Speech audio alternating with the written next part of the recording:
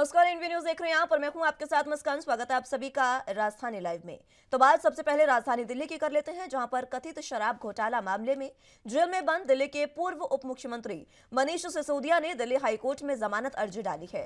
इस पर सुनवाई करते हुए कोर्ट ने सीबीआई को नोटिस जारी करते हुए सिसोदिया की याचिका पर जवाब मांगा है। इसके साथ ही अदालत ने मामले की अगली सुनवाई के लिए 20 अप्रैल की तारीख तय की है। गौरतलब है कि मनीष सिसोदिया ने निचली अदालत के उस फैसले के खिलाफ हाईकोर्ट में अपील दायर की है, जिसमें उन्हें सीबीआई द्वारा दर्ज मामले में जमानत देने से इनकार कर दिया गया था। मनीष सिसोदिया के खिलाफ कथित शराब घोटाला मामले में सीबीआई और प्रवर्तन निदेशालय ने अलग अलग मामले दर्ज किए हैं। दोनों ही मामलों में सिसोदिया न्यायिक हिरासत में हैं। सिसोदिया 26 फरवरी से गिरफ्तार हैं।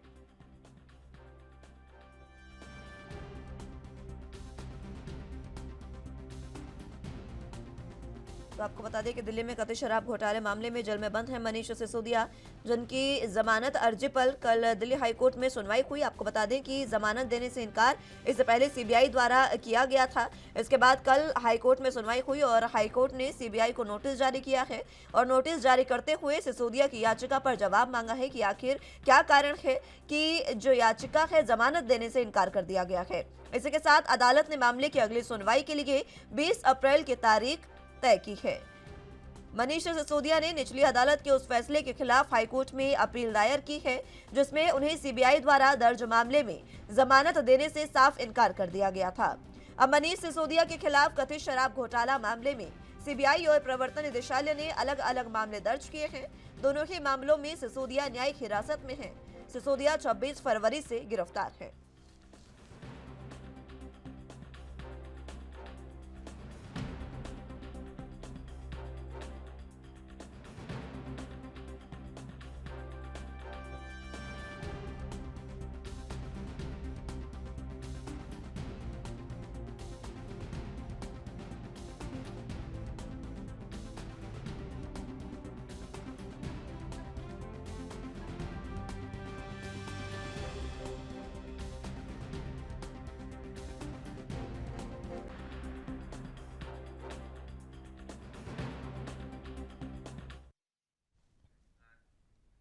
इस खबर पर ज्यादा जानकारी के लिए दिल्ली से संवाददाता राजीव तिवारी हमारे साथ मौजूद है।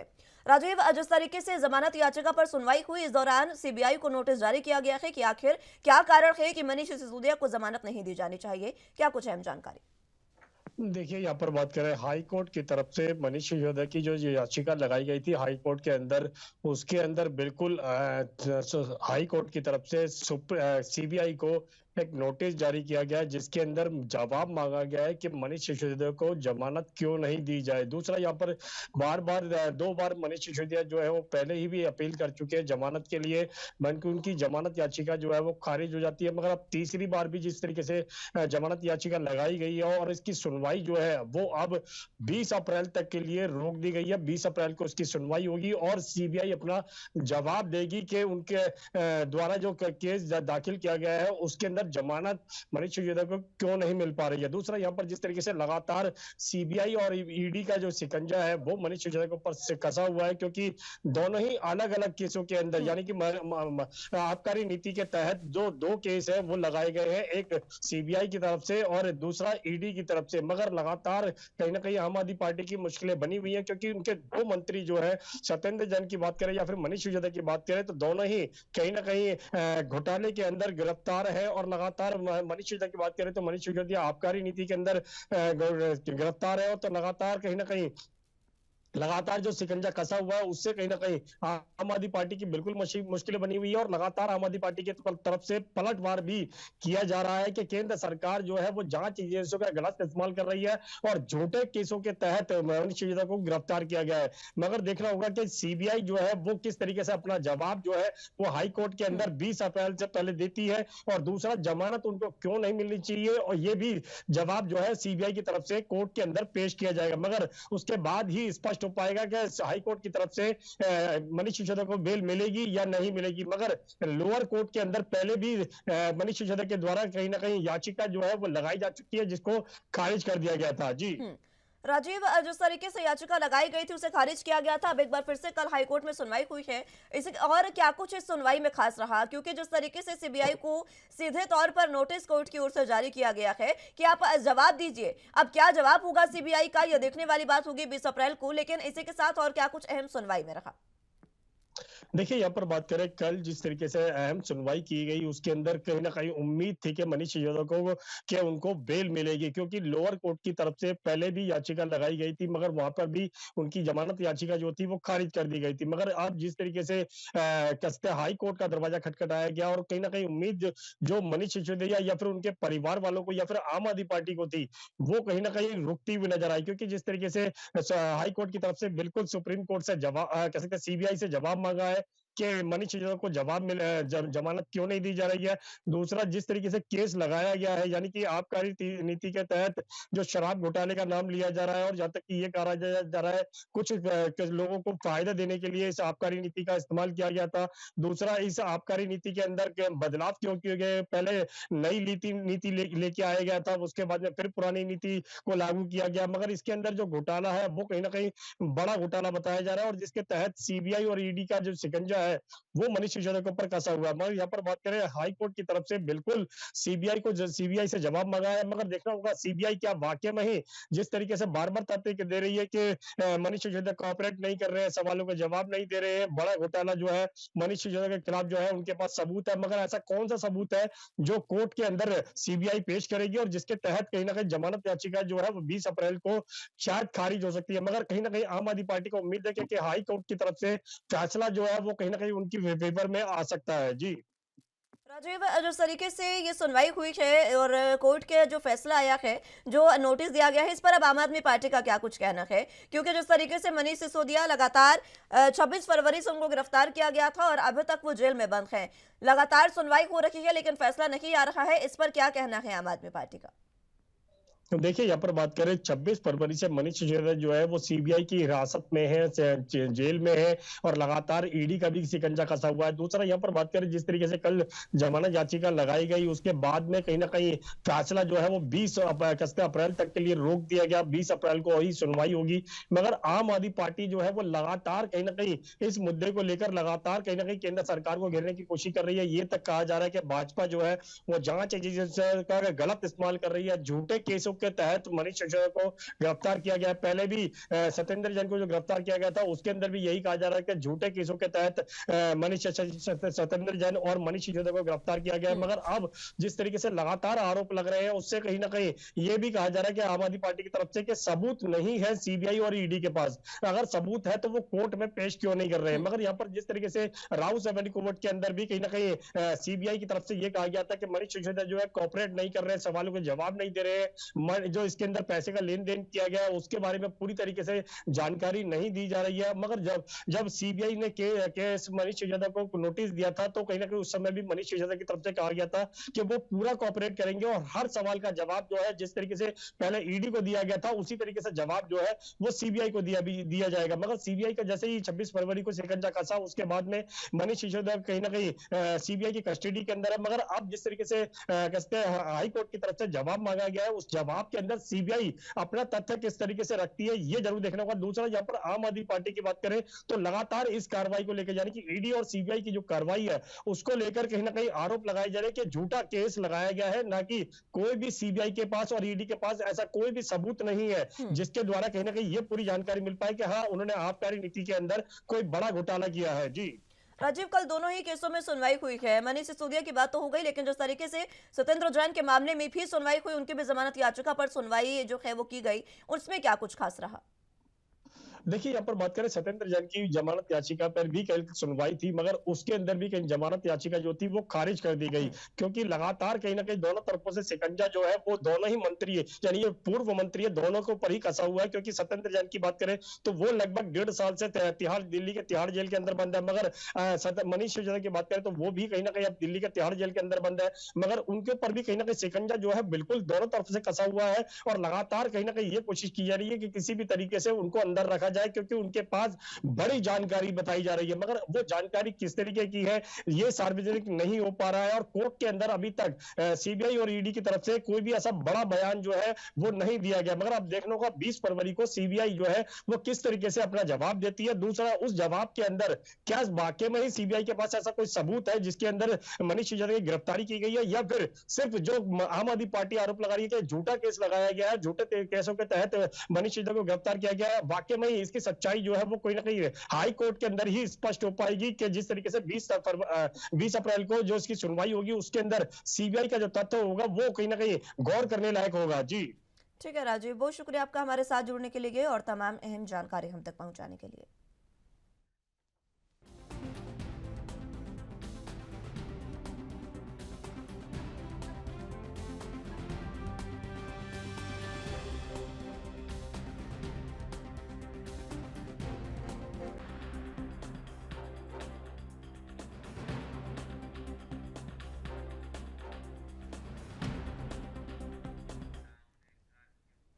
केंद्रीय गृह मंत्री अमित शाह और प्रदेश के मुख्यमंत्री योगी आदित्यनाथ इस साल पहली बार शुक्रवार को आजमगढ़ आ रहे हैं। जनपद वासियों को अरबों की सौगात देने के साथ ही आगामी लोकसभा चुनाव के लिए माहौल भी बनाएंगे। आजमगढ़ के नामदारपुर गांव में एक जनसभा को संबोधित करेंगे और परियोजनाओं का लोकार्पण और शिलान्यास किया जाएगा। हरिहरपुर में संगीत महाविद्यालय का शिलान्यास करने के लिए केंद्रीय गृह मंत्री अमित शाह और सीएम योगी आदित्यनाथ का आज कार्यक्रम प्रस्तावित है। इस दौरान उनके द्वारा 1 अरब 15 करोड़ की परियोजनाओं का लोकार्पण किया जाएगा। कौशाम्बी महोत्सव के बाद मुख्यमंत्री का हेलीकॉप्टर आजमगढ़ के नामदारपुर में 3:55 पर लैंड करेगा। 4:10 से 4:20 तक हरिहरपुर गांव का भ्रमण, 4:35 से 5:25 तक परियोजनाओं का शिलान्यास और लोकार्पण और जनसभा के बाद 5:40 पर मुख्यमंत्री और गृह मंत्री गोरखपुर के लिए प्रस्थान करेंगे। गृह मंत्री अमित शाह भी कौशाम्बी महोत्सव में बीएसएफ के हेलीकॉप्टर से 3:55 पर नामदारपुर हेलीपैड पहुंचेंगे। गृह मंत्री और सीएम 4,567 करोड़ की 115 परियोजनाओं का उद्घाटन और शिलान्यास करेंगे, जिसमें करीब 22 करोड़ की लागत से हरिहरपुर में संगीत महाविद्यालय की आधारशिला भी रखी जाएगी।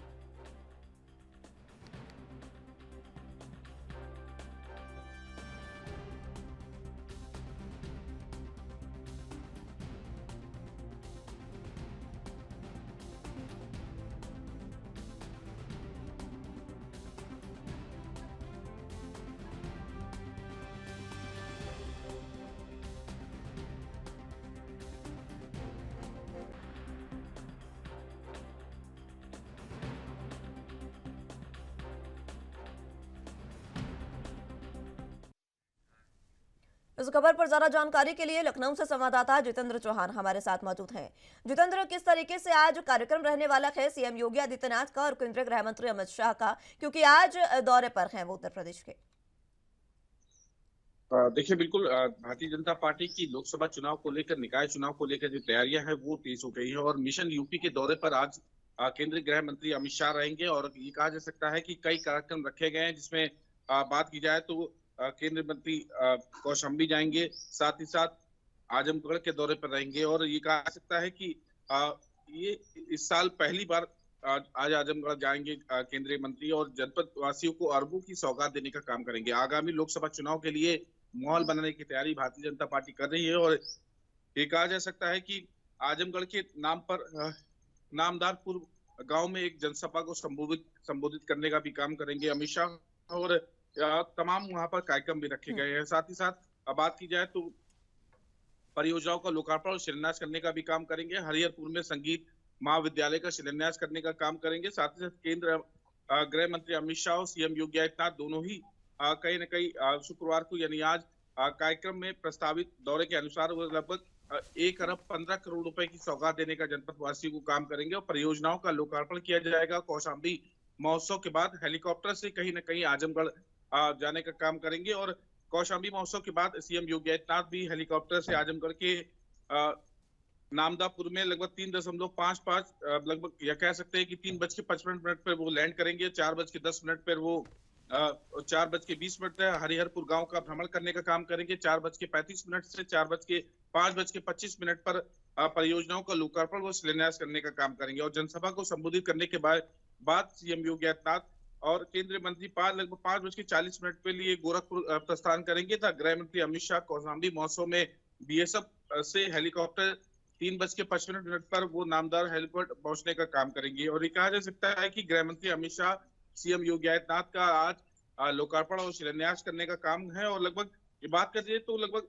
4567 करोड़ रुपए की लगभग 115 परियोजनाएं हैं जिसमें आज जनता को सौगात देने का, आजमगढ़ की जनता को, कौशाम्बी की जनता को कहीं न कहीं सौगात देने का काम करेंगे। और इसमें 22 करोड़ की लागत से हरिहरपुर में एक संगीत महाविद्यालय बनेगा जिसकी आधारशिला रखने का काम करेंगे और साथ ही एडीजी जोन साफ तौर पे सुरक्षा व्यवस्था में रहेंगे। तमाम जो आला अधिकारी वो कहीं ना कहीं मौजूद रहेंगे और पूरी तरह से जो सुरक्षा व्यवस्था है वो चाक चौबंद है क्योंकि केंद्रीय गृह मंत्री अमित शाह और उत्तर प्रदेश के मुख्यमंत्री योगी आदित्यनाथ भी मौजूद रहेंगे और सांसद विधायक मौजूद रहेंगे और कहा जा सकता है काफी महत्वपूर्ण ये कार्यक्रम माना जा रहा है और लोकसभा चुनाव के नजरिए एक आजमगढ़ की जनता को, कौशाम्बी की जनता को एक बड़ी परियोजनाओं का कहीं ना कहीं सौगात देने का काम आज किया जाएगा। जितेंद्र, जिस तरीके से तमाम विकास परियोजनाओं का लोकार्पण शिलान्यास किया जाएगा, कई अहम परियोजनाएं हैं जो जनता के लिए काफी महत्वपूर्ण है। अब ऐसे में 2024 से पहले भी कई केंद्रीय मंत्री दौरा कर चुके थे और अब केंद्रीय गृह मंत्री अमित शाह आ रहे हैं। ये कहना गलत नहीं होगा कि पूरे तरीके से चुनावी मोड में नजर आ रही है बीजेपी।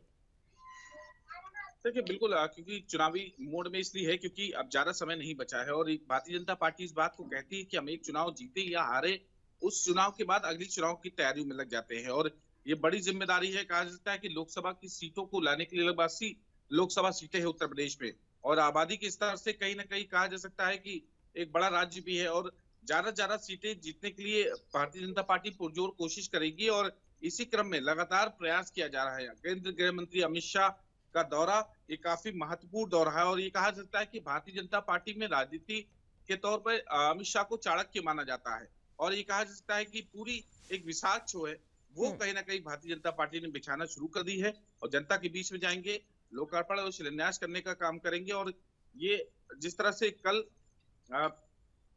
चीजें देखने को मिली वो कहीं ना कहीं देश के प्रधानमंत्री नरेंद्र मोदी ने भी अपने संबोधन में कहा और आज गृह मंत्री खुद आ रहे हैं उत्तर प्रदेश के मिशन यूपी दौरे पर। वो कहीं ना कहीं यूपी दौरे पर रह के लोकसभा चुनाव को ज्यादा से ज्यादा सीटें जीतने जाती है।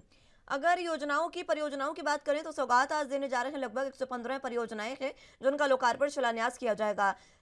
लगभग सभी परियोजनाएं अहम है, लेकिन जनता के लिए सबसे फायदेमंद कौन सी परियोजना है?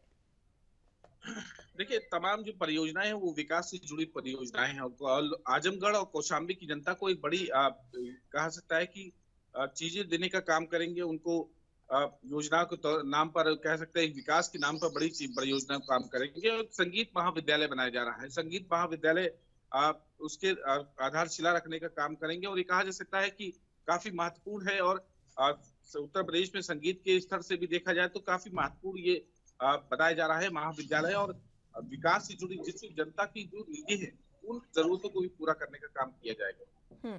आजमगढ़ समाजवादी पार्टी का गढ़ जिस तरीके से माना जाता रहा है शुरुआत में, लेकिन अब वहां पर भी किला भेदने की तैयारी जो है वो पूरी हुई। अब ऐसे में आगे किस तरीके से यहाँ पर जब आजमगढ़ में आ रहे हैं आज अमित शाह, तो किस तरीके से इसको देखा जा सकता है?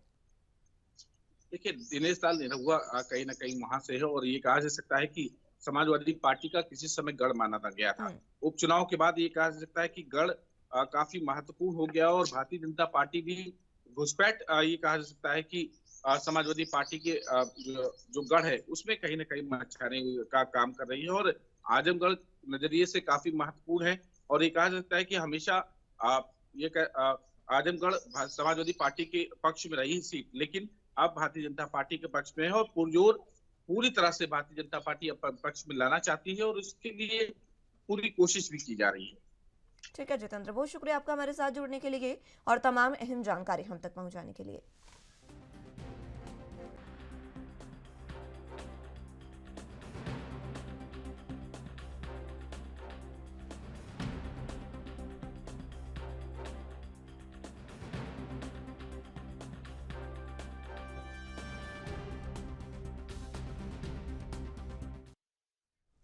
मौजूदा दौर में जब पंजाब समर्थक पत्रकारों और चैनलों से सच्ची पत्रकारिता के जरिए पंजाब में सिख समुदाय को निशाना बनाने के लिए सरकार द्वारा रचे जा रहे झूठे नैरेटिव को तोड़ने की कोशिश की, तो सरकार ने पत्रकारों की और मीडिया संगठनों के चैनलों की आवाज को फांसी पर लटका दिया है। ये कहना है श्री अकाल तख्त साहिब के नेतृत्व में इस घटना की पड़ताल करते हुए माननीय ज्ञानी हरप्रीत सिंह का। उन्होंने धर्म प्रचार और राष्ट्रीय अधिकारों की रक्षा, विचारों की अभिव्यक्ति की स्वतंत्रता, सिख मीडिया को चुनौती के हित में सिख मीडिया के योगदान पर चर्चा करने के लिए एक अहम बैठक बुलाई है और इस पर आज चर्चा की जाएगी।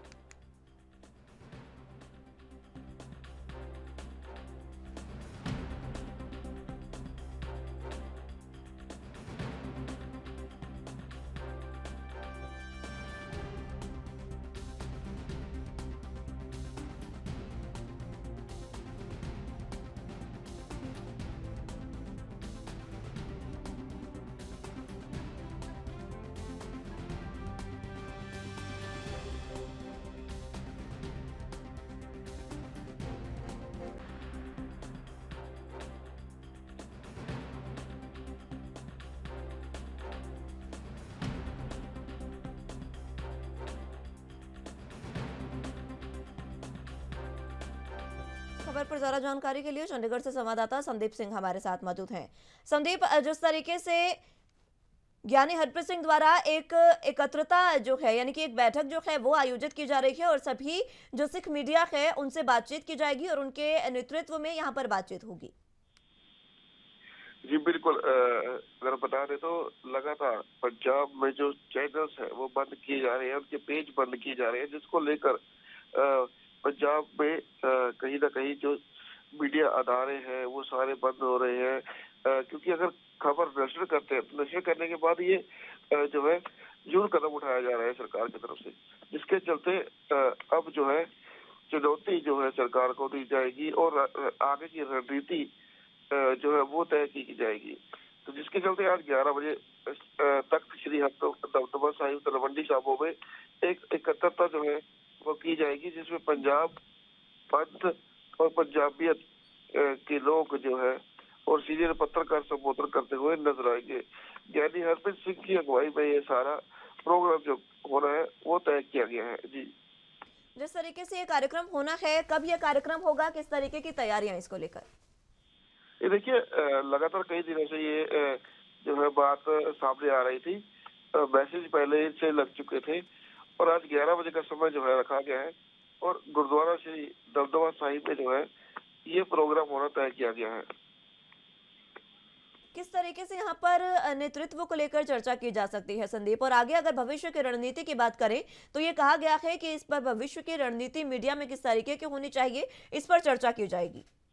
बिल्कुल, देखिए वही एक बता दें कि लगातार चैनल जो है वो अगर खबर चलाते हैं तो उनको बंद किया जाता है, उनके पेज जो है फेसबुक से बंद किए जा रहे हैं, ट्विटर अकाउंट जो है पत्रकारों के बंद किए जा रहे हैं, जिसके चलते ज्ञानी हरप्रीत सिंह जो है वो और धर्म प्रचार कमेटी जो है वो कौमी हकों को लेकर जो है मीडिया को संबोधन करेंगे और योगदान जो है मीडिया का जो समाज में रहा है, जिसके चलते लगातार ये रणनीति जो तय करेगी कि अगर आगे ऐसे चैनल बंद किए जाते हैं या कई पत्रकारों के जो अकाउंट भी डिसमिस किए जाते हैं, उसको लेकर ये सारा कुछ रणनीति तय की जाएगी। तो क्या कुछ आगे करना होगा, क्योंकि लगातार ऐसा ही चलता हुआ नजर आ रहा है पंजाब में। जी ठीक है संदीप, बहुत शुक्रिया आपका हमारे साथ जुड़ने के लिए और तमाम अहम जानकारी हम तक पहुंचाने के लिए।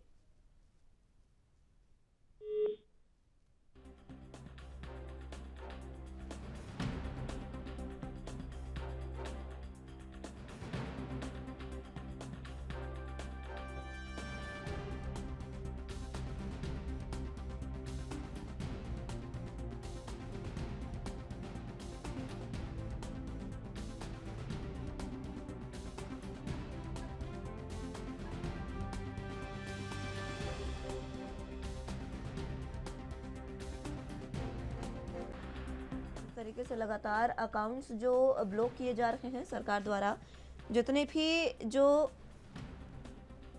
पत्रकार हैं समर्थक चैनल हैं पंजाब के, उनको जिस तरीके से ये कहा जा रहा है और उनके अगर वो कोई पोस्ट करते हैं तो उनके तमाम अकाउंट्स जो हैं वो ब्लॉक किए जा रहे हैं। ऐसे में इसी पर आज विशेष एकत्रता जो है वो आयोजित की गई है। दमदमा साहिब में ये जो वार्ता है वो आयोजित होगी और इसमें बातचीत की जाएगी। ज्ञानी हरप्रीत सिंह ने ये कहा है कि पत्रकारों से बातचीत करेंगे और मीडिया कर्मचारियों के योगदान पर इस बैठक में चर्चा होगी।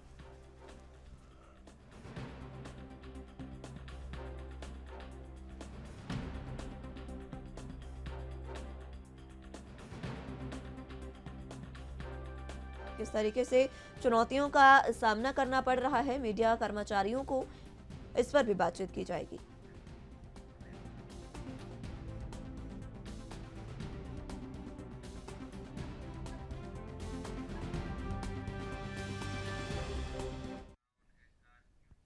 हिमाचल प्रदेश में भांग की खेती वैध करने के लिए मुख्यमंत्री सुखविंदर सिंह सुक्खू ने गुरुवार को सदन में 5 सदस्यीय कमेटी का गठन कर दिया है। ये कमेटी 1 महीने में सरकार को रिपोर्ट देगी कि भांग की खेती क्यों वैध की जाए। सीएम ने सदन में कमेटी बनाने का प्रस्ताव रखा। इसमें पक्ष और विपक्ष के 5 सदस्य शामिल होंगे। राजस्व और बागवानी मंत्री जगत सिंह नेगी की अध्यक्षता में यह कमेटी रिपोर्ट तैयार करेगी। कमेटी के अध्यक्ष राजस्व और बागवानी मंत्री जगत सिंह नेगी होंगे, जबकि विधायक पूर्णचंद हंसराज, डॉक्टर जनकराज सुंदर ठाकुर सदस्य होंगे। मुख्यमंत्री ने कहा कि भांग को औषधि के तौर पर इस्तेमाल किया जाएगा। कैंसर, मधुमेह, तनाव आदि की दवाओं में इसका इस्तेमाल होता है, लेकिन रिपोर्ट आने के बाद ही इसका सही इस्तेमाल पता चल पाएगा। ये भी देखना होगा कि नशे की प्रवृत्ति न बढ़े। बीजेपी विधायक पूर्णचंद की ओर से नियम 63 के तहत भांग की खेती को वैध करने की चर्चा का सीएम जवाब दे रहे थे। सीएम ने कहा कि एनडीपीएस एक्ट 1985 के तहत कई राज्यों में अफीम की खेती वैध है, जबकि उत्तराखंड में औद्योगिक क्षेत्रों के लिए भांग की खेती की जा रही है।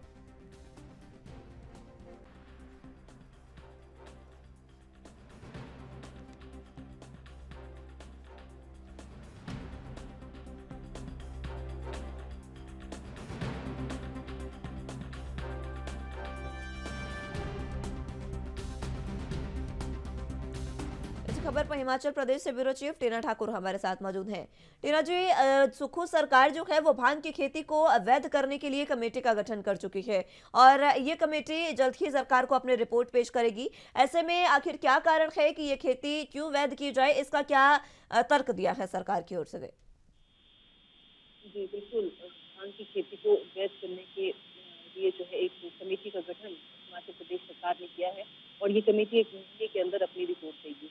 ये सारे पक्ष उसमें रखेगी कि क्यों जो भांग की खेती का उपयोग है या दुरुपयोग है या अन्य पहलू है, वो सभी इस पर अपनी रिपोर्ट देखेगी और ये इस पर ज्यादा जोर रहेगा कि क्यों जो भांग की खेती है वो हिमाचल में वैध की जाए।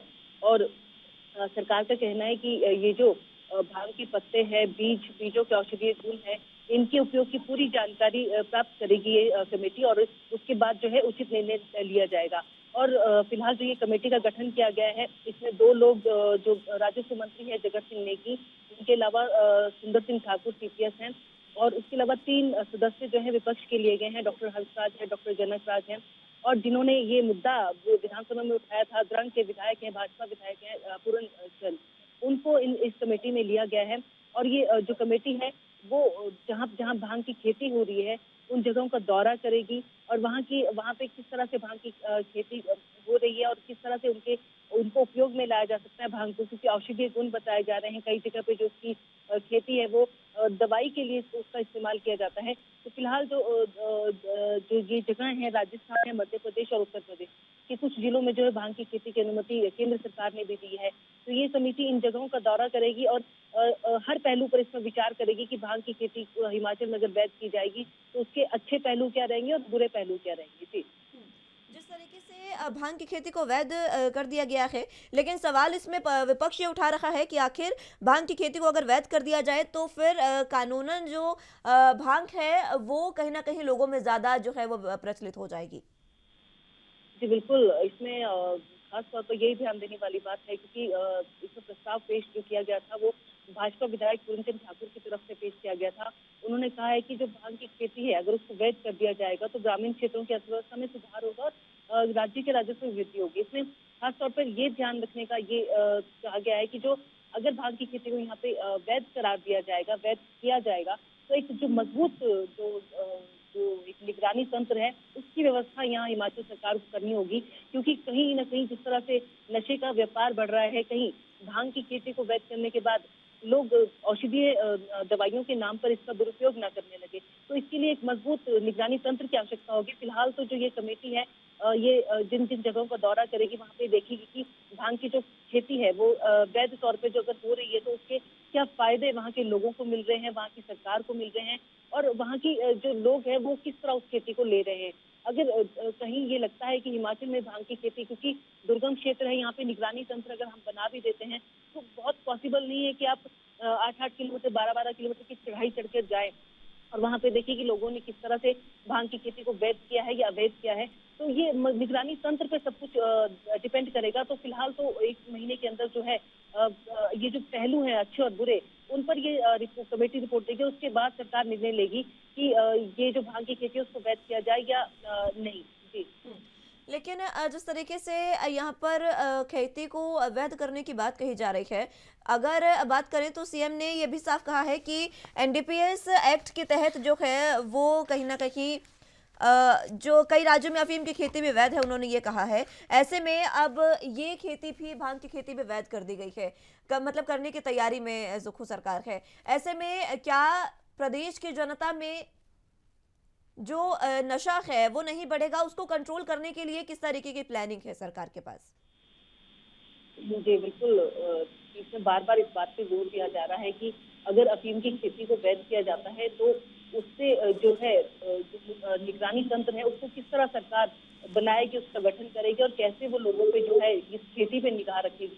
क्योंकि हिमाचल की बात करें, काफ़ी दुर्गम क्षेत्र यहाँ पर है, तो ऐसे में अफीम की खेती यहाँ पे अवैध तौर पे की जाती है। ऐसा नहीं है कि यहाँ पे नहीं की जाती, लेकिन उसमें जो बार-बार जो सरकारी तंत्र है वो नज़र भी रखता है और कई बार जो है वो छापेमारी भी की जाती है। खेतों के खेत जो है वो अफीम के खेतों से उजाड़े जाते हैं।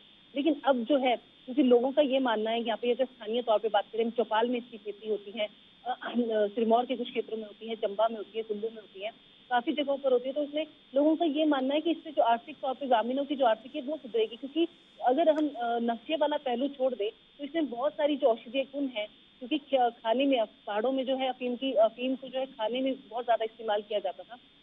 तो वो जो उसके बीज है वो जो चीजें हैं उनमें इस्तेमाल किए जाते हैं। तो ये माना जा रहा है कहीं ना कहीं कि अगर इसको वैध करार दिया जाता है तो लोग जो है वो औषधीय गुणों की औषधीय चीजें तो रहेंगी, लेकिन जो युवा है, जो नशे की तरफ पहले से हमारा जो युवा जा रहा है, उसको किस तरह से जो है कंट्रोल में सरकार रख पाएगी, किस तरह से ये लोगों को सुनिश्चित करा पाएगी कि ये जो भांग की खेती को वैध वो सरकार कर रही है, वो किस तरह लोगों के जो बच्चे हैं, युवा है, उनके जीवन पर नकारात्मक असर ना डाले और लोग जो है उसको दुरुपयोग ना करें, दवाई के नाम पे कहीं वो खरीदें और उसको नशे के तौर पर इस्तेमाल करें। इसके लिए बहुत मजबूत तंत्र की आवश्यकता यहाँ पे पड़ेगी। फिलहाल तो जो भांग की खेती है उसके लिए जो पक्ष और विपक्ष है वो पहले भी इस पे चर्चा कर चुके हैं और पहले भी इस बात पे निर्णय हुआ है कि भांग की खेती को, क्योंकि जो ये 1985 जो आपने एक्ट बताया, उसके तहत जो है 10 राज्य हैं जो देश के, वहाँ पे जो है भांग की खेती को उत्पादन और इसकी क्रय विक्रय का अधिकार है। तो ऐसे में अब सरकार ये निर्णय जो पूरा का पूरा 1 महीना के भीतर जो ये पूरी 5 सदस्यीय कमेटी बनी है, ये अपनी रिपोर्ट देगी और उसमें देखा जाएगा कि जो सकारात्मक पहलू है वो ज्यादा है या नकारात्मक, या लोगों के रिव्यूज भी ये लोग लेंगे, लोगों से बातचीत भी करेंगे, जानकारी भी लेंगे। तो अब ये कमेटी पे डिपेंड करता है, कमेटी की रिपोर्ट पे डिपेंड करता है कि किस तरह की रिपोर्ट अब बनकर आती है, किस तरह का लोगों का रुझान और मिल पाता है, स्थानीय लोग क्या कहते हैं, किसान क्या कहते हैं जो ये खेती करेंगे। तो अब उसके बाद जो है सरकार जो रिपोर्ट है उसके आधार पर कोई फैसला लेगी। जी टीना जी, जिस तरीके से भांग की खेती को अवैध है या अवैध पर अभी सवाल बरकरार है, लेकिन अगर ये खेती वैध हो जाती है, सरकार इसे वैध करार देती है, तो किन किन स्थानों पर इसका उपयोग किया जा सकेगा? जी, देखिए, बताया यही जा रहा है कि काफी जो बीमारियां हैं उनमें इसका इस्तेमाल होता है। सबसे बड़ा जो कैंसर है, कैंसर के जो रोग है उसमें जो औषधीय गुण है जो भांग में वो बहुत ज्यादा है और अगर उसको औषधीय तौर पे इस्तेमाल किया जाता है, दवाइयों में इस्तेमाल किया जाता है, क्योंकि उद्योगों की भी कई बार डिमांड रहती है। और हिमाचल में इस तरह के उद्योग अगर आते हैं दवाइयों के निर्माण में, तो बहुत सारी चीजें हैं, कैंसर है, बहुत सारी चीजों के जो दवाइयों के इस्तेमाल है, उसमें इसका उपयोग हो पाएगा। और सबसे बड़ी बात जो लोगों की तरफ से ये निकल कर आती है कि जिस तरह से जो नशा है, जो एक केमिकल नशा है, जैसे हेरोइन है, चिट्टा है, ये जो इस सब से लोग जो युवा है वो कहीं जकड़ा हुआ है हिमाचल का। तो भांग के लिए कहा जा रहा है कि भांग से उतना जो नशे का जो प्रभाव है, वो उस तरह का जो दिमागी तौर पे जो ये केमिकल नशे बच्चे को जो जीवन बर्बाद करते हैं, भांग से उस तरह का नहीं होगा। लेकिन ये जरूर है कि ये देखना होगा कि इसका बहुत ज्यादा जो है इस्तेमाल युवा अपने नशे के तौर पे ना करें। और जो लोग हैं, लोगों को इस पर नजर रखनी होगी, जो खेती करेंगे उनको भी खासतौर पर ये देखना होगा कि वो इधर उधर इसकी सप्लाई ना करें, सीधा उद्योगों को दे। और यह जिस तरह राज्य ने जो तंत्र स्थापित करेगा, उस तंत्र के अधीन रहकर वो काम करेंगे, तो जरूर इसका जो फायदा है वो हिमाचल को जरूर मिलेगा। लेकिन ये देखने वाली बात यही है कि अभी जो कमेटी है वो इसका अध्ययन कर रही है, और अध्ययन करने के बाद वो क्या रिपोर्ट देती है। जी ठीक है टीना जी, बहुत शुक्रिया आपका हमारे साथ जुड़ने के लिए और तमाम अहम जानकारी हम तक पहुंचाने के लिए।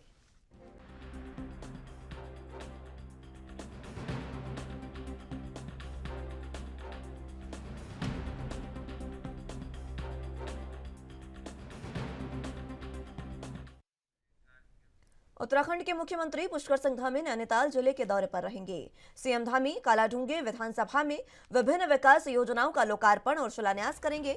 मुख्यमंत्री धामी सुबह 10:30 पर उधम सिंह नगर खटीमा से हेलीकॉप्टर द्वारा प्रस्थान कर 10:45 पर पहुंचेंगे। सीएम धामी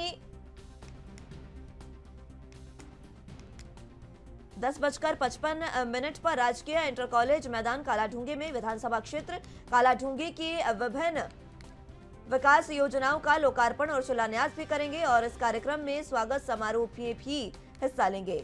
इसके बाद मुख्यमंत्री दोपहर 12:35 पर राजकीय पॉलिटेक्निक मैदान कालाढूंगी से चौबट्टाखाल पौड़ी को हेलीकॉप्टर द्वारा प्रस्थान करेंगे।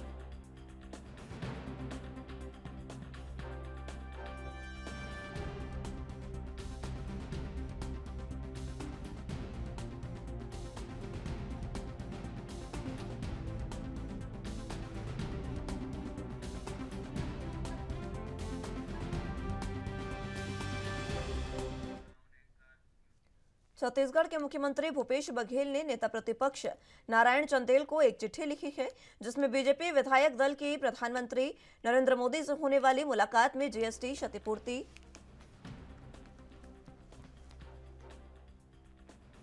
कोल रॉयल्टी, मेट्रो रेल और हवाई सेवा समेत प्रदेश हित की 11 मांगों पर चर्चा करने की अपील की गई है।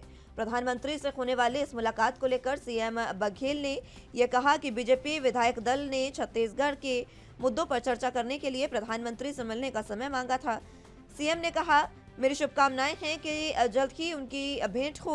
भूपेश बघेल ने कहा कि 4.5 सालों से बीजेपी ने छत्तीसगढ़ की समस्याओं के बारे में सुध नहीं ली। मैं नारायण चंदेल जी से कई मांगों पर चर्चा करने के लिए कहूंगा। जीएसटी की क्षतिपूर्ति बंद करने के लिए चर्चा होनी चाहिए, उसे वापस दिलाने की मांग करें। 4000 करोड़ से ज्यादा की कोल रॉयल्टी की राशि बची है, उसे दिलाने की बात करें। धान के एक एक दाने के संग्रहण के बराबर केंद्र सरकार हमसे चावल ले। सभी यात्री ट्रेनों का फिर से नियमित रूप से परिचालन हो। राज्य के उद्योगों को कोयला और आयरन ओर की लगातार आपूर्ति हो। नगरनार स्टील प्लांट को निजी हाथों में जाने से रोकने की बात करें। जनगणना और जातिगत जनगणना सर्वे तत्काल शुरू कराएं। आरक्षण विधेयक को संविधान के 9वीं अनुसूची में शामिल करने की बात कहें। चिटफंड घोटाले के पीड़ित परिवारों को राशि वापस दिलाने के लिए जो राशि चिटफंड कंपनियां डकार चुकी हैं उसे वापस लाने में सहयोग करें।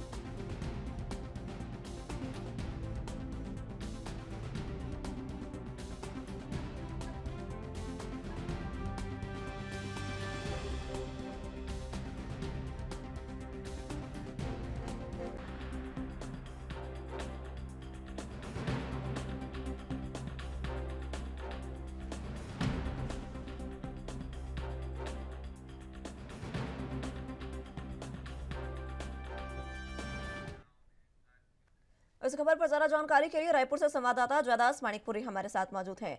जयदास, जिस तरीके से भूपेश बघेल ने पत्र लिखा है नेता प्रतिपक्ष को और इसमें विधायक दल की जो बैठक है उसमें प्रधानमंत्री से कई सूत्रीय मांगों को लेकर चर्चा करने की बात कही गई है। जी देखिए, छत्तीसगढ़ में बीजेपी के जो विधायक है वो अभी प्रधानमंत्री से मिलने जाने वाले थे। 5 तारीख को जो है वह डेट फिक्स हुई थी, लेकिन किसी कारणवश जो है पीएमओ से पत्र मिला यहाँ बीजेपी के नेताओं को और उन्हें आग्रह किया गया है कि अभी यह जो दौरा है प्रधानमंत्री से मुलाकात का जो कार्यक्रम है वह स्थगित किया जाता है। इसके बाद जो है फिर से ऐसे कयास लगाए जा रहे हैं कि फिर से उनको मिलने का समय दिया जा सकता है पीएमओ के द्वारा। तो इस पर जो है प्रदेश के मुख्यमंत्री भूपेश बघेल ने नेता प्रतिपक्ष को एक चिट्ठी लिखी, एक पत्र लिखी, जिसमें उन्होंने कहा कि प्रधानमंत्री से मुलाकात कर जीएसटी क्षतिपूर्ति, राज्य की जीएसटी क्षतिपूर्ति, कोल रायटी, मेट्रो रेल और हवाई सेवा समेत प्रदेश हित की 11 मांगों पर चर्चा करने की अपील की है। वहीं प्रधानमंत्री से होने वाली मुलाकात को लेकर सीएम भूपेश बघेल ने कहा कि बीजेपी विधायक दल ने छत्तीसगढ़ के मुद्दों पर चर्चा करने के लिए प्रधानमंत्री से मिलने के लिए समय मांगा था। सीएम ने कहा कि मेरी शुभकामनाएं हैं कि उनकी जल्दी भेंट हो और साथ ही उन्होंने यह भी कहा कि 4.5 सालों में जो है बीजेपी ने छत्तीसगढ़ की समस्याओं के बारे में सुध नहीं ली। वहीं मैं नारायण चंदेल जी से नीचे दी गई मांगों पर चर्चा करने के लिए कहूंगा। तो इस तरीके के तमाम जो ब्यौरा है मुख्यमंत्री भूपेश बघेल ने अपने पत्र में लिखा है और उन्होंने सीधे आग्रह किया है, आवेदन पत्र जो है नेता प्रतिपक्ष नारायण चंदेल को दिए हैं और साथ में यह भी कहा कि इस पर जो है मांगे वो प्रधानमंत्री से जाकर करेंगे। जयदास, जिस तरीके से यहाँ पर 11 सूत्रीय मांगे दी गई है, ऐसे में नेता प्रतिपक्ष का इस पर कोई जवाब आया है? क्योंकि ये एक तंज के तौर पर भी भूपेश बघेल ने बात रखी। निश्चित ही इस पर जो है नेता प्रतिपक्ष के द्वारा जिस तरीके से जो पत्र लिखे गए हैं मुख्यमंत्री भूपेश बघेल के द्वारा नेता प्रतिपक्ष को, इस पर जो कहा जा सकता है कि यह जो पत्र है वो कहीं ना कहीं अब जनता के समक्ष जो है फैल चुकी है और यह भी कहा जा सकता है अगर इसको सिरे से नकार कर जो है बीजेपी जो है इस चुनावी माहौल में सिरे से नकारना नहीं चाहेगी और जरूर ही इस समक्ष में जो है प्रधानमंत्री नरेंद्र मोदी से मिलकर चर्चा की जाएगी। साथ ही जो मुख्यमंत्री भूपेश बघेल उन्होंने कहा कि जीएसटी क्षतिपूर्ति जो है वो छत्तीसगढ़ में बंद है, उसे वापस दिलाने की मांग करे। वहीं उन्होंने यह भी कहा कि 4000 करोड़ से भी ज्यादा की कोल रायटी की राशि जो है केंद्र सरकार में अभी भी लंबित है, इस पर जो है चर्चा की जानी चाहिए। इसके अलावा जो है धान के एक दाने के संग्रहण के बराबर केंद्र जो सरकार हमसे चावल ले रही है सभी साथ में। वही उन्होंने यह भी कहा कि जो यात्री ट्रेनें हैं फिर से नियमित रूप से चलाने के लिए मांग की है। तो इस तरीके के 11 जो है मांग मुख्यमंत्री भूपेश बघेल ने सौंपे और इस पर जो है बीजेपी के जो नेता है वे उनका बयान आ रहा है और बयान अभी स्पष्ट रूप से आया नहीं है, लेकिन देखने वाली बात यह होगी कि बीजेपी के नेता है वो क्या मुख्यमंत्री भूपेश बघेल के पत्रों का जो है अनुसरण कर वहां प्रधानमंत्री नरेंद्र मोदी से मांग करेंगे, अपील करेंगे कि जो हमारी प्रदेश की मांगे हैं उसको पूर्ण की जाए। जी। हम्म, जिस तरीके से प्रदेश की मांगे हैं इस पर विपक्ष सवाल ये भी कई बार उठाता है कि आखिर खुद ही सीएम बात क्यों नहीं करते हैं प्रधानमंत्री से।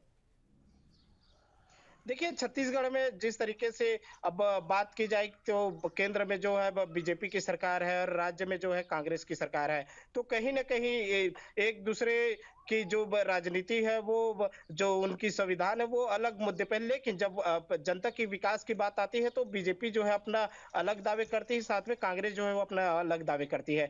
कांग्रेस जो है अपने तरीके से यहाँ शासन चलाने की कोशिश करती है, वही केंद्र जो है अपने तरीके से शासन चलाने की कोशिश करते हैं। तो इस पर जो है अब कहना यही है कि जो जनता है वह उनकी जो मूलभूत सुविधाएं, उनकी जो योजनाएं हैं वो पीछे न रह जाए, जनता जो है उसको लेने में पीछे न रह जाए।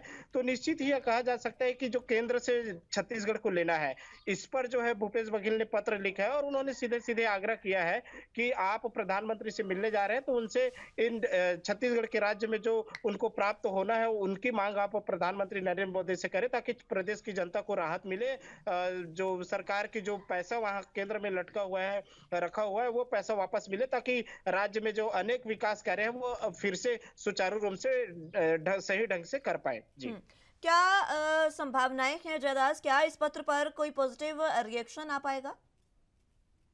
निश्चित ही देखा जाए कि अभी चुनावी माहौल है और इस चुनावी माहौल में जो है कुछ कहा नहीं जा सकता। जिस तरीके से नवंबर दिसंबर में विधानसभा के चुनाव है, तो निश्चित ही यह देखने वाली बात होगी कि प्रधानमंत्री जो है इस पर क्या संज्ञान लेते हैं और जो प्रदेश के जो बीजेपी नेता हैं वे क्या किस तरीके से जो है इस मुद्दे को केंद्र में रखती है और सरकार जो है इस पर कैसे क्रियान्वयन करती है। जो केंद्र की सरकार है वो किस तरीके से इसको लेती है, लेकिन कहा यही जा रहा है कि चुनावी माहौल में जो मांगे हैं वो शायद वो पूरा कर दे, लेकिन ये भी स्पष्ट लगाया जा रहा है विरोधियों के द्वारा, कांग्रेस पक्ष के द्वारा, कि यह सिर्फ अपने टिकट बचाने के लिए वहां जा रहे हैं। जो आने वाले विधानसभा चुनाव है उसकी टिकट बचाने के लिए वहां जा रहे हैं, क्योंकि इतने दिनों तक जो है प्रधानमंत्री से मुलाकात का कार्यक्रम जो है इनकी बन नहीं पाई थी। तो इस पर जो है अब राजनीति काफी तेज हो गई और देखने वाली बात होगी कि क्या प्रधानमंत्री जो है वह छत्तीसगढ़ को यह सौगात देगी। जी ठीक है, बहुत शुक्रिया आपका हमारे साथ जुड़ने के लिए और तमाम अहम जानकारी हम तक पहुंचाने के लिए।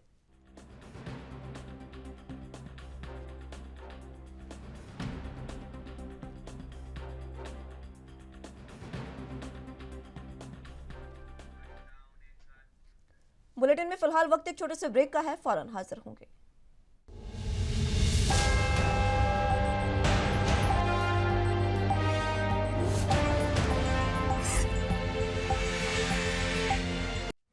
ब्रेक के बाद एक बार फिर से स्वागत है आप सभी का राजधानी लाइव में। तो अगली अहम खबरों के रुख करते हैं। जम्मू कश्मीर पुलिस के डीजीपी दिलबाग सिंह ने कहा कि प्रदेश में आतंकवाद खत्म नहीं हुआ है, लेकिन यह निश्चित रूप से तेजी से घट रहा है। उन्होंने कहा कि सुरक्षा बल महीनों में बचे हुए आतंकवादियों को खत्म करने के लिए कड़ी मेहनत कर रहे हैं। उन्होंने ये भी कहा कि श्रीनगर समेत कश्मीर के अन्य हिस्सों में कानून व्यवस्था का मुद्दा नहीं है, लेकिन ईद उल फितर की नमाज की अनुमति देने के बारे में अंतिम निर्णय आने वाले दिनों में संभागीय प्रशासन द्वारा लिया जाएगा। डीजीपी ने बांदीपोरा के सोनवारी में एक समारोह में ये बातें कही है। उन्होंने कहा कि घाटी में अब युवा प्रतियोगी परीक्षाओं और खेलों में अपना करियर बना रहे हैं। कश्मीर के लोगों ने अब शांति में योगदान दे रहा है। जम्मू कश्मीर पुलिस प्रमुख ने कहा कि पुलिस ने ड्रोन के माध्यम से नकदी, आईईडी, हथियार और नशीले पदार्थ गिराने के दुश्मनों के मंसूबों को विफल करने में बड़ी सफलता हासिल की है। पुलिस ने भारी मात्रा में हथियार, पैसा और नशीले पदार्थ जब्त किए हैं और इस तरह की कोशिशों को लगातार नाकाम किया जा रहा है।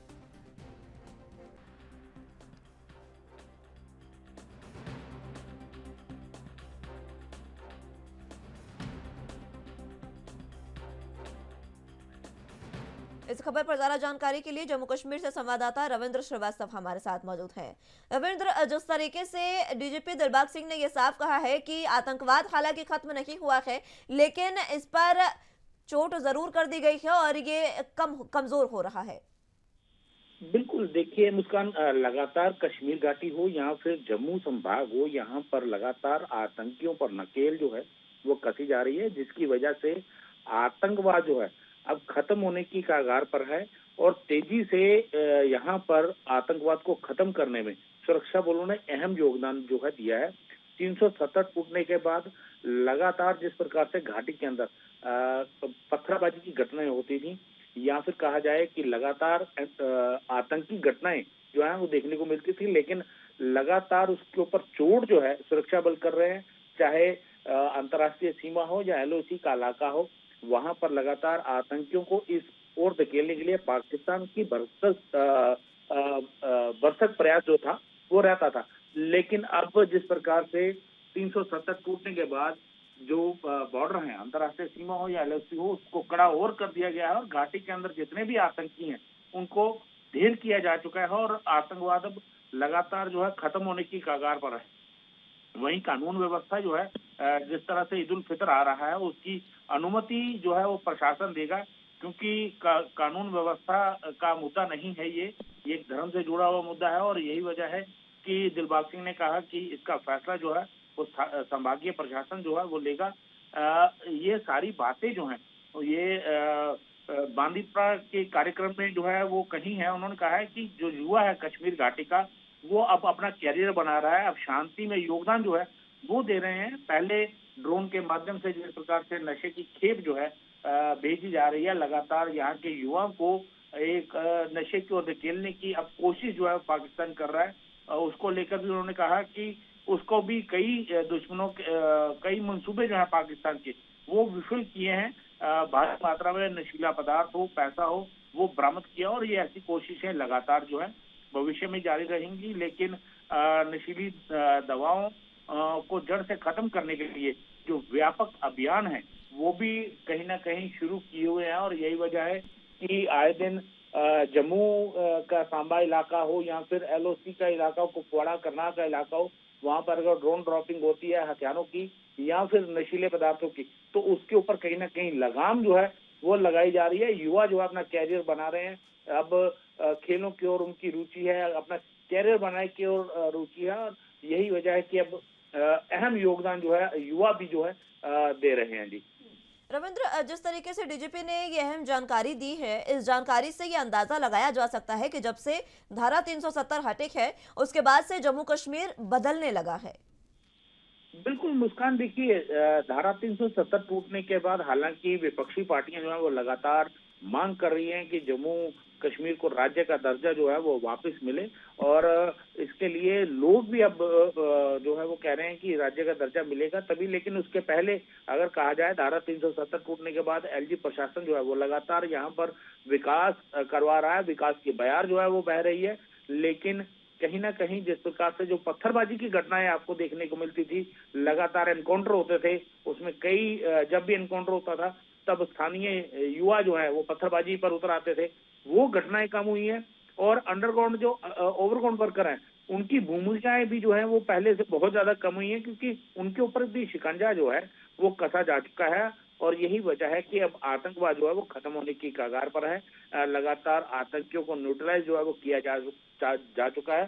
डीजीपी ने खुद पिछली बार कहा था कि 55 से ज्यादा जो विदेशी आतंकी हैं उनको मारा जा चुका है। यानी कहा जाए जो पाकिस्तानी आतंकी कश्मीर घाटी में अपनी सरगर्मियों को अंजाम देते थे, आए दिन लोगों को मारते थे, उन पर भी लगाम लगाई गई है। अब कुल मिलाकर कहा जाए तो 100 से नीचे आतंकी जो हैं वो बचे हुए हैं और उनको भी जल्द ही खत्म कर दिया जाएगा। और जिस प्रकार से पहले घाटी के अंदर जो देखने को मिलता था 370 टूटने के बाद अब बहुत सी चीजें बदल गई हैं, लगातार विकास हो रहा है, चाहे जम्मू संभाग हो या कश्मीर संभाग हो, लगातार विकास किया जा रहा है। और युवा भी अब समझ चुका है कि यहाँ जिस प्रकार से पहले जो पार्टियां रही हैं वो एक किस्म से लोगों को बरगलाती थी, अब लेकिन विकास जो है और सबसे बड़ा मुद्दा जो है यो युवा का है।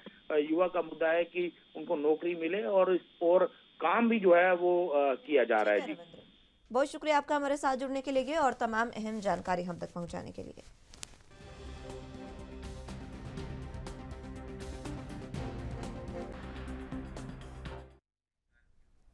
फिलहाल के लिए राजधानी लाइव में मेरे साथ बस इतना ही। तमाम अहम खबरों के लिए आप देखते रहिए ANB न्यूज। नमस्कार।